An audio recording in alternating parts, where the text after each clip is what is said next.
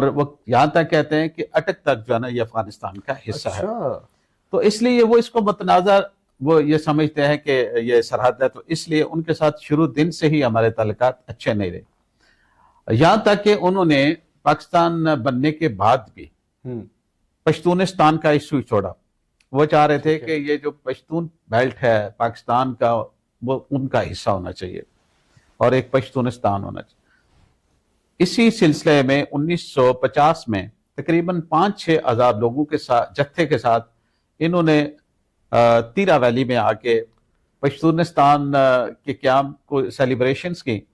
اور پھر وہاں پہ لڑائی ہوئی، جنگ ہوئی، اور ان کو پھر مار کھا کے وہ چلے گئے. پھر کچھ 11 سال کے وقفے کے بعد 1961 میں بھی یہی عمل دہرایا. انہوں نے پھر 15-16 ہزار بندوں کے ساتھ وہ یہاں پہ باجوڑ میں آئے. جی، پاکستان کے جو سرحد کی سینٹٹی ہے اس کو وائلیٹ کرتے ہوئے آئے. پھر یہاں پہ اپنے وہ جو فوجی جو ہے نا وہ مرے ہوئے چھوڑ کے پھر واپس چلے گئے.